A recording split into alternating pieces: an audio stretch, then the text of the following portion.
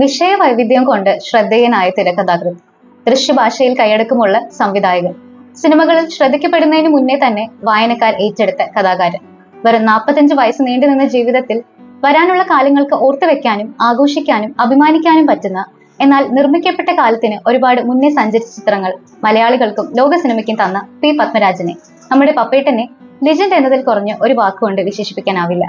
മോഹങ്ങൾ, മോഹഭംഗങ്ങൾ, പ്രണയം, വൈരാഗ്യം, വേർപാട്, അങ്ങനെ എല്ലാം തന്നെ അവയുടെ പൂർണ്ണതയിൽ നമ്മളെ അനുഭവിപ്പിച്ച സിനിമകൾ. അങ്ങനെയുള്ള പത്മരാജൻ ചിത്രങ്ങളിൽ ഏറ്റവും മികച്ചത് അല്ലെങ്കിൽ കണ്ടിരിക്കേണ്ടത് എന്നൊരു ലിസ്റ്റ് ഓഫ് മൂവീസ് പറയാൻ ബുദ്ധിമുട്ടാണ്. തീർച്ചയായും കണ്ടിരിക്കേണ്ട സിനിമകളാണ് അവയെല്ലാം തന്നെ. എങ്കിലും അവയിൽ ഞങ്ങൾക്ക് ഏറ്റവും ഇഷ്ടപ്പെട്ട 5 സിനിമകളാണ് ഇന്ന് നിങ്ങളോട് പറയാം എന്ന് വിചാരിക്കുന്നത്. നമുക്ക് വേഗം വീഡിയോയിലേക്ക് പോകാം. അപ്പോഴേക്കും നിങ്ങളും ഈ ചാനൽ സബ്സ്ക്രൈബ് ചെയ്തിട്ടുണ്ടോ എന്ന് വേഗം ഒന്ന് ചെക്ക് ചെയ്യുമല്ലോ അല്ലേ? അപ്പൊ കമോ.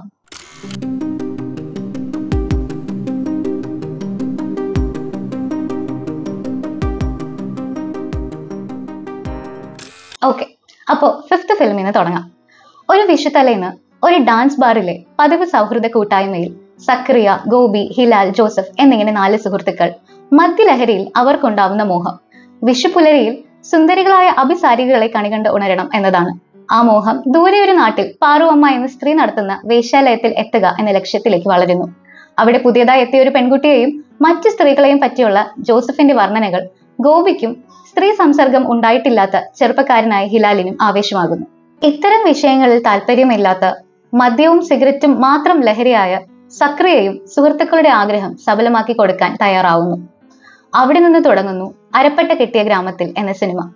പിന്നീട് നമ്മൾ എത്തുന്നത് വിദൂരവും ദുരൂഹവുമായ ഗ്രാമത്തിലും പാറുവമ്മയുടെ ആ വീട്ടിലുമാണ്. പിന്നീട് കഥ മുന്നോട്ട് പോകുന്നതിലും അവിടെ നടക്കുന്ന കാര്യങ്ങൾ സിനിമയിൽ അവതരിപ്പിക്കുന്നതിലുമുള്ള രീതികളാണ് പത്മരാജനെ മറ്റുള്ളവരിൽ നിന്നും എന്നും വ്യത്യസ്തനാക്കിയിരുന്നത്.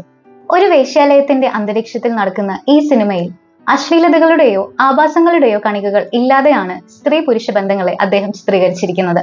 സ്നേഹിക്കലിന്റെയും മനസ്സിലാക്കലിന്റെയും സഹാനുഭൂതിയുടെയും പശ്ചാത്തലത്തിലുള്ള ബന്ധങ്ങൾ. വക്കീലും പൊട്ടിപ്പെണ്ണും തമ്മിൽ, സക്രിയയും ദേവകിയും തമ്മിൽ, ഹിലാലും ഗൗരിക്കുട്ടിയും തമ്മിൽ, അങ്ങനെ മൂന്ന് വ്യത്യസ്ത തലങ്ങളിലുള്ള ബന്ധങ്ങൾ. പ്രണയത്തോടൊപ്പം തന്നെ 1986 ഇറങ്ങിയ അരപ്പട്ട കെട്ടിയ ഗ്രാമത്തിൽ എന്ന ചിത്രം 36 വർഷങ്ങൾക്ക് ശേഷം ഇന്ന് പരിശോധിച്ചാലും അതിലൂടെ സൂക്ഷ്മ രാഷ്ട്രീയവും നിലപാടുകളും എല്ലാ സ്വാഭാവികതയിലും ഒഴുകുന്നത് കാണാം. ദേശത്തിന്റെ സാംസ്കാരിക അടലുകളെ പറ്റി കൂടി പറയുന്ന ചിത്രത്തിൽ ഗ്രാമത്തിലെത്തുന്ന സക്രിയയും കൂട്ടരെയും നേരിടാൻ എത്തുന്ന അക്രമികളായ ഗ്രാമീണർ ആയുധങ്ങളോടുകൂടി അരപ്പട്ട കെട്ടിയവരാണ്. സിറ്റിയിൽ നിന്നും അവിടെ എത്തിയവരിൽ അവർ ജനിപ്പിക്കുന്ന ഭീതി കൂടെ മുൻനിർത്തിയാവണം അരപ്പട്ട കെട്ടിയ ഗ്രാമത്തിൽ എന്ന പേര് തന്നെ.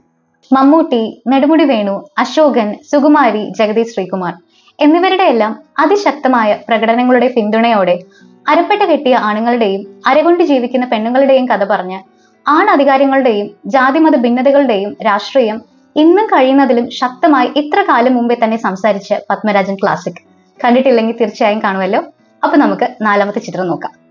ഡിഗ്രി പഠനം കഴിഞ്ഞ് ജോലി അന്വേഷണങ്ങളുമായി കഴിയുന്ന, ഇന്റർവ്യൂസ് ഒക്കെ നടക്കുന്നുണ്ടെങ്കിലും കാര്യമായ റിസൾട്ട്സ് ഉണ്ടാക്കാത്തതിൽ ചെറിയ നിരാശകളുമായി മുന്നോട്ട് പോകുന്ന വിശ്വനാഥൻ എന്ന യുവാവ്.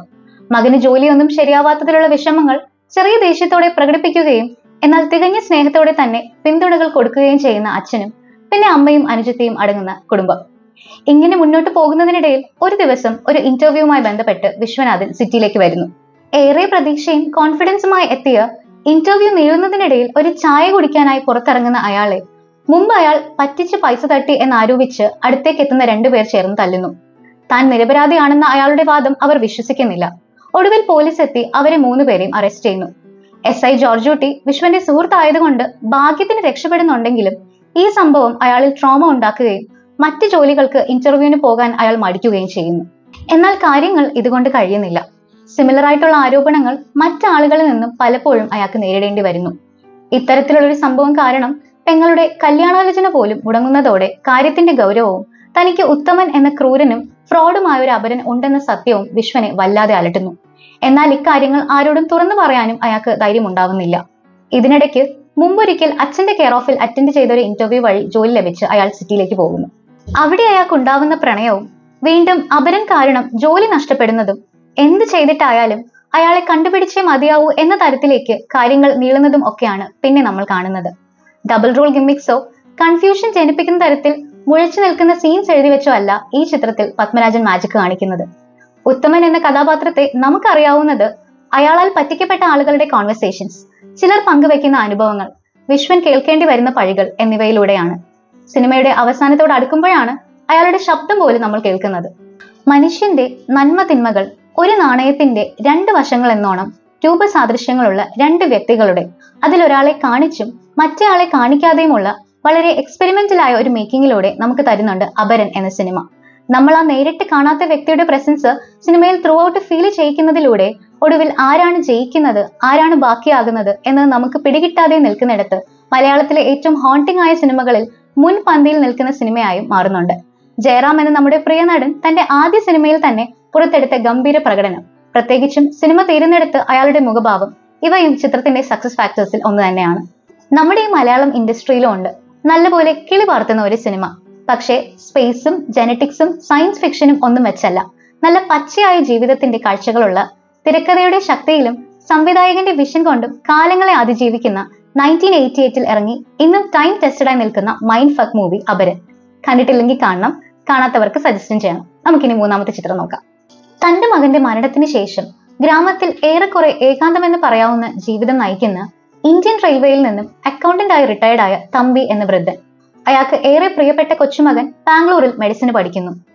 ഇപ്പോഴത്തെ ജീവിതത്തിൽ കൂട്ടിന് കവല എന്ന കാര്യസ്ഥൻ മാത്രം ഉള്ള തമ്പി കൊച്ചുമകൻ അവധിക്കാലം ചിലവഴിക്കാൻ തന്റെ അടുക്കളയ്ക്ക് വരുന്ന വിവരം കത്തിലൂടെ അറിയുന്നത് മുതൽ ആഹ്ലാദത്തിലാണ്. കാത്തിരിപ്പിനൊടുവിൽ കൊച്ചുമകനായ ബാസി എന്ന പാച്ചു അയാളുടെ കൂട്ടുകാരായ ലോപ്പസ്, രഞ്ജിത്ത്, കൃഷ്ണകുട്ടി എന്നിവരോടൊപ്പം അവിടെ എത്തുന്നു. തമ്പിയുടെ സുഹൃത്തായ ഒരു ഡോക്ടറുടെ കൊച്ചുമകൾ ഭദ്രയുമായി പാച്ചുവിന്റെ വിവാഹം നിശ്ചയിച്ചിരിക്കുകയാണ്.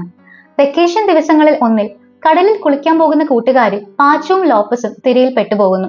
ലോപ്പസ് മാത്രം രക്ഷപ്പെടുന്നു, പാച്ചുവിനെ കാണാതാകുന്നു. പോലീസും നാട്ടുകാരും ചേർന്ന് നടത്തുന്ന തിരച്ചിലുകളിൽ ബലം കാണുന്നില്ല. പക്ഷെ തമ്പി പ്രതീക്ഷകൾ കൈവിടുന്നില്ല. അയാൾ പാച്ചുവിന്റെ അമ്മയെയും ഭദ്രയെയും കൂട്ടുകാരെയും സമാധാനിപ്പിക്കാൻ നോക്കുന്നു. ആ നാട്ടുകാർ വിശ്വസിക്കുന്നത് കടലെടുക്കുന്ന എന്തും അത് 3 ദിവസത്തിനപ്പുറം തിരിച്ചു തരും എന്നാണ്. സിനിമയുടെ പേര് സൂചിപ്പിക്കുന്ന പോലെ മൂന്നാം പക്കം. തിലകൻ എന്ന അതുല്യ നടൻ അവിസ്മരണീയമാക്കിയ മുത്തശ്ശൻ കഥാപാത്രം. പരിക്കൻ വേഷങ്ങളിലൂടെ ആവും ആദ്യം അദ്ദേഹത്തെ നമ്മൾ ഓർക്കുക എങ്കിൽ മികച്ച നടന്മാരുടെ മറ്റ് അഭിനയ തലങ്ങൾ സന്ദർശിക്കാനാണ് പത്മരാജൻ എന്നും ശ്രദ്ധിച്ചിട്ടുള്ളത്. അങ്ങനെയാണ് അടിമുടി സ്നേഹം നിറഞ്ഞ ആ കഥാപാത്രം ജനിക്കുന്നതും കൈവിട്ട് ഓടുന്ന കുഞ്ഞിനെ പുറകെ അവന്റെ അച്ഛനും അമ്മയ്ക്കും മുമ്പേ പൂഴിമണ്ണിലൂടെ ഓടി ഒപ്പമെത്തി ചിരിച്ചുകൊണ്ട് അവനെ വാരി പുണരുന്ന മുത്തശ്ശനെ നമുക്ക് കൂടി സ്നേഹത്തോടെ മാത്രം ഓർക്കാൻ കഴിയുന്ന രീതിയിൽ തിലകൻ സർ അവതരിപ്പിച്ചിരിക്കുന്നത്. അതേപോലെ തന്നെയാണ് കുറച്ചുനേരം മാത്രം സ്ക്രീൻ ടൈം ഉള്ള ജയറാമിന്റെ കഥാപാത്രവും. വന്നിറങ്ങുമ്പോഴുള്ള പാച്ചുവിന്റെ ആ ചിരി മാത്രം മതി പിന്നീട് നടക്കുന്ന ട്രാജഡീസ് മുഴുവൻ ഒരു വിങ്ങലോടെ മാത്രം നമുക്ക് കാണാൻ കഴിയുന്നത് കാരണമാകാൻ. അതേപോലെ ജഗദീഷ് ശ്രീകുമാർ. അതുവരെ വിദൂഷക വേഷങ്ങൾ കെട്ടിയാടിയിരുന്ന തനിക്ക് ഇരുത്തം വന്ന കഥാപാത്രങ്ങൾ കിട്ടിത്തുടങ്ങിയത് പത്മരാജനിലൂടെയും അങ്ങനെ ചെയ്ത വേഷങ്ങളിലൂടെയും ആണെന്ന് അദ്ദേഹം ഒരു ഇന്റർവ്യൂവിൽ പറയുന്നത് കേട്ടിട്ടുണ്ട്. ഈ ചിത്രത്തിലെ കവല എന്ന വേഷം അത്തരത്തിലൊന്നാണ്.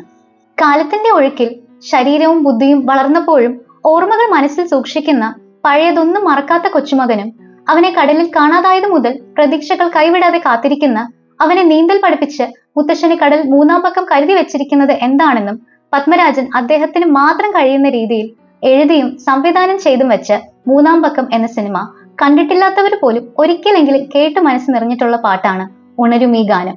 അത്രത്തോളവും അതിനപ്പുറവും തന്നെ മനോഹരമായ ആ ചിത്രം കൂടി കാണാൻ ശ്രമിക്കുക. നമുക്ക് രണ്ടാമത്തെ ചിത്രം നോക്കിയാലോ. മൈസൂരുള്ള വീട്ടിലേക്ക് തന്റെ അമ്മയെയും കസിനെയും ഒക്കെ കാണാൻ സോളമൻ എത്തുകയാണ്. അവിടെ നിന്നും കുറച്ചകലെയുള്ള അവരുടെ തന്നെ മുന്തിരിത്തോപ്പിലാണ് അയാൾ താമസിക്കുന്നത്. വല്ലപ്പോഴും മാത്രം വീട്ടിലേക്ക് വരാറുള്ള സോളമൻ ഇത്തവണ വീട്ടിലെത്തുമ്പോഴാണ് അവിടുത്തെ പുതിയ അയൽക്കാരെ പരിചയപ്പെടുന്നത്. റെയിൽവേ ഉദ്യോഗസ്ഥനായ പോൾ പൈലോക്കാരൻ, നഴ്സായ ഭാര്യ, 2 പെൺമക്കൾ, ഇവരാണ് അയൽക്കാർ. ഇതിൽ മൂത്ത മകളായ സോഫിയയുമായി സോളമൻ സൗഹൃദത്തിലാവുകയും ഗാഢമായ പ്രണയം തളിർക്കുകയും ചെയ്യുന്നു. എന്നാൽ പോൾ പൈലോക്കാരന്റെ സോഫിയോടുള്ള പെരുമാറ്റത്തിൽ അയാൾക്ക് സംശയങ്ങൾ തോന്നുന്നു. ഇതിനെ തുടർന്ന് ചില വെളിപ്പെടുത്തലുകൾ സോഫിയ നടത്തുന്നു. എങ്കിലും മറ്റ് വിഷമങ്ങൾ മറന്ന് സോളമന്റെ മുന്തിരിത്തോപ്പുകളിൽ ചിലവഴിക്കാൻ പോകുന്ന ഭാവി ജീവിതത്തെ പറ്റി അവർ സ്വപ്നങ്ങൾ കാണുന്നു. സോളമന്റെ അമ്മ ഈ ബന്ധത്തിനോട് എതിർപ്പ് പ്രകടിപ്പിക്കുന്നു. തന്റെ കൂടെ ജോലി ചെയ്യുന്ന ഒരാൾക്ക് സോഫിയയെ വിവാഹം ചെയ്ത് കൊടുക്കാം എന്ന തീരുമാനം ഉണ്ടായിരുന്നതിനാൽ പോൾ പൈലോക്കാരനും എതിർപ്പിലാണ്.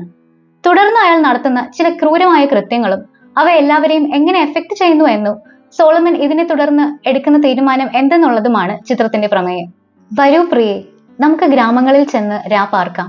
അതികാലത്ത് എഴുന്നേറ്റ് മുന്തിരിത്തോട്ടങ്ങളിൽ പോയി മുന്തിരിവള്ളി തളിർത്ത് പൂവിടരുകയും മാതള നാരങ്ങ പൂക്കുകയും ചെയ്തോ എന്ന് നോക്കാം.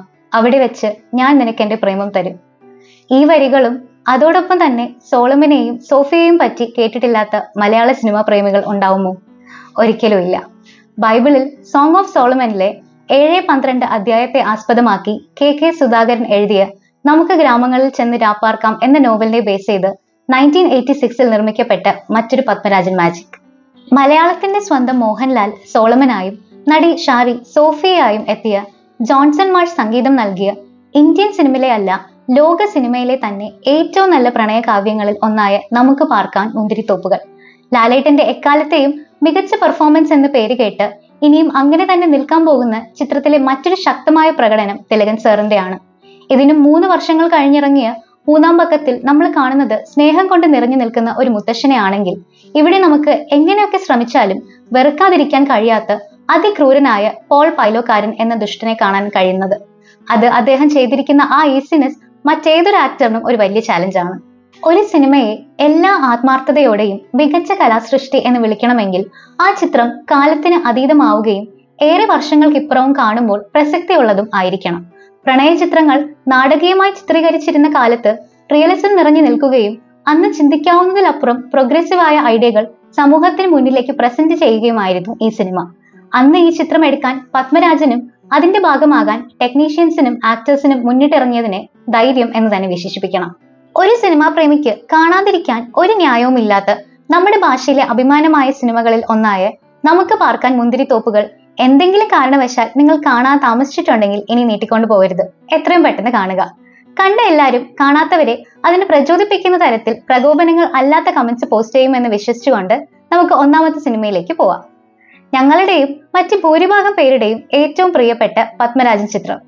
സുന്ദരമായ അതിർവരമ്പുകൾ ഇല്ലാത്ത പ്രണയം മനസ്സിൽ കൊണ്ട് നടക്കുന്ന അറ്റ്ലീസ്റ്റ് 90കളിൽ ജനിച്ചവർ വരെയെങ്കിലും ഉള്ള ഒരു മലയാളിക്കും നല്ലൊരു മഴ കാണുമ്പോൾ ജോൺസൺ മാഷിന്റെ സംഗീതത്തെ പറ്റിയും അതുപോലെ അവളെ പറ്റിയും ഓർക്കാതിരിക്കാൻ കഴിയില്ല.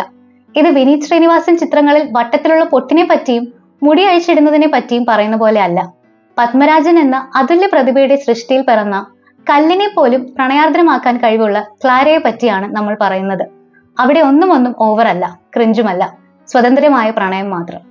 തൂവാനത്തുമ്പികൾ എന്ന അനശ്വരി ചിത്രത്തിന്റെ പ്രമേയവും പ്ലോട്ടും തീമും ഒന്നും ഇവിടെ പറയേണ്ട കാര്യം തന്നെ ഇല്ലെന്നറിയാം. പത്മരാജൻ ചിത്രങ്ങളെ പറ്റിയുള്ള ഒരു വീഡിയോ കാണാൻ നിങ്ങൾ ഇത്രയും സമയം ചിലവാക്കിയിട്ടുണ്ടെങ്കിൽ തീർച്ചയായും തൂവാനത്തുമ്പികൾ കണ്ടിട്ടുള്ള ആ ക്ലാസിക്കിനെ നെഞ്ചോട് ചേർക്കുന്ന ഒരാൾ തന്നെയായിരിക്കും നിങ്ങളെന്ന് ഞങ്ങൾക്ക് ഉറപ്പുണ്ട്. എങ്കിലും ഈ ഒരു ചിത്രം ഇവിടെ പറയാതെ ഇതൊരിക്കലും കംപ്ലീറ്റ് ആവില്ല എന്നുള്ളത് കൊണ്ട് പറഞ്ഞു എന്ന് മാത്രം. ഒരു 100,000 വിശകലനങ്ങൾ ചിത്രത്തെ പറ്റി വന്നിട്ടുണ്ട്, ഇനിയും വന്നുകൊണ്ടേയിരിക്കും. മഴയെ പറ്റിയും ക്ലാരയെ പറ്റിയും രാധയെ പറ്റിയും ജയകൃഷ്ണനെയും മണ്ണാർതൊടിയെ പറ്റിയും ഇതുവരെ പറയപ്പെട്ടതിൽ നിന്നും കൂടുതലായി പറയാൻ മാത്രം ഒരു എക്സ്പെർട്ടീസും ഉള്ളവരല്ല ഞങ്ങൾ. ലാലേട്ടന്റെയും സുമലതയുടെയും പാർവതിയുടെയും പ്രകടനങ്ങളെ പറ്റിയും ഇനി കൂടുതലായി പ്രശംസിക്കാൻ വാക്കുകളില്ല. ആകെ ചെയ്യാൻ കഴിയുന്നത് ഇനിയും കാലങ്ങൾ എത്ര കടന്നു പോയാലും സിനിമ ഉള്ളിടത്തോളം കാലം ഡിസ്കസ് ചെയ്യാൻ പോകുന്ന ഈ ക്രിയേഷനെ പറ്റി ആളുകളെ ഓർമ്മിപ്പിച്ചുകൊണ്ടേ ഇരിക്കുക എന്നതും വരും തലമുറകളെ കൂടെ അവെയർ ആക്കുക എന്നതുമാണ്. 86-ൽ പുറത്തിറങ്ങിയ നമുക്ക് പാർക്കാൻ മുന്തിരിത്തോപ്പുകളും അതേ വർഷം ഇറങ്ങിയ അരപ്പട്ട കെട്ടിയ ഗ്രാമത്തിലും സ്ത്രീ പുരുഷ ബന്ധങ്ങൾക്ക് പുതിയ തലങ്ങളെ നിർവചിച്ച പ്രോഗ്രസീവ് ചിത്രങ്ങളായിരുന്നെങ്കിൽ 2 വർഷങ്ങൾക്കപ്പുറം ഈ 2 കോൺസെപ്റ്റുകൾക്കൊപ്പം സൗമ്യവും ലോലവുമായ പ്രണയത്തെ പരമ്പരാഗത ധാരണകളുടെ അതിർവരമ്പുകൾക്കപ്പുറത്തേക്ക് കൊണ്ടുപോയ രതി പ്രണയ സങ്കല്പങ്ങളെ അപ്പാടെ മാറ്റിമറിച്ച് അൾട്രാ പ്രോമാക്സ് പ്രോഗ്രസീവ് ചിത്രമായ തൂവാനത്തുമ്പികൾ ആണധികാരങ്ങളുടെ കാലത്ത് ആണിനെ പോലെ പെണ്ണും എല്ലാ വികാരങ്ങളും ഉള്ള ജീവിയാണെന്ന് കൂടെ പറഞ്ഞു വെച്ചിട്ടുണ്ട്. എല്ലാ പുരുഷന്മാരുടെ ഉള്ളിലും ക്ലാരയെ തേടിയുള്ള യാത്രയിൽ മുഴുകിയ ഒരു ജയകൃഷ്ണനുണ്ട്. അതിൽ കുറെ പേരെങ്കിലും നിഷ്കളങ്ക പ്രേമത്തിന്റെ ഉദാഹരണമായ രാധയെ പോലൊരു പെണ്ണിന്റെ സ്നേഹത്തിന് മുന്നിൽ പുഞ്ചിരിയോടെ കീഴടങ്ങും. ഭൂമിയിൽ മഴയുള്ളിടത്തോളം കാലം തൂവാനത്തുമ്പികളും കാലത്തിനൊപ്പം വീര്യം കൂടുന്ന വീഞ്ഞു പോലെ നിലകൊള്ളും. ഒപ്പം ഓർമ്മകളിൽ ഇവയൊക്കെ നമുക്ക് സമ്മാനിച്ച പത്മരാജൻ എന്ന പ്രതിഭയെ കണ്ടിരിക്കേണ്ട അല്ലെങ്കിൽ ഏറ്റവും മികച്ച പത്മരാജൻ ചിത്രങ്ങൾ എന്ന് പറഞ്ഞ് അദ്ദേഹത്തിന്റെ ഫിലിമോഗ്രഫിയിലെ ഒരു കൂട്ടം ചിത്രങ്ങൾ മാത്രമായി പറഞ്ഞു നിർത്താൻ കഴിയില്ല. കൂടെവിടെ, കരിയിലെ കാറ്റ് പോലെ, ദേശാടന കിളി കരയാറില്ല, സീസൺ, ഇന്നലെ, ഞാൻ ഗന്ധർവൻ തുടങ്ങി സംവിധാനം ചെയ്ത ഒരു പിടി രത്നങ്ങൾക്ക് പുറമെ അദ്ദേഹം രചന നിർവഹിച്ച മറ്റ് സൃഷ്ടികൾ വേറെയും. എല്ലാം പ്രിയപ്പെട്ടവയായിരിക്കെ അവയിൽ കുറച്ചധികം പ്രിയപ്പെട്ടതിനെ പറ്റി ഒരു വീഡിയോ ചെയ്തു എന്ന് മാത്രം. നിങ്ങളുടെയും പ്രിയപ്പെട്ട സിനിമകളും വിലയേറെ അഭിപ്രായങ്ങളും പങ്കുവെക്കണം എന്ന് അഭ്യർത്ഥിക്കുന്നു. വീഡിയോ ഇഷ്ടമായെങ്കിൽ ലൈക്ക് ചെയ്യണം, ചാനൽ സബ്സ്ക്രൈബ് ചെയ്യുന്ന കാര്യവും പരിഗണിക്കുമല്ലോ അല്ലെ. അപ്പൊ അടുത്ത വീഡിയോ ആയി കാണുന്നവരെ ബൈ.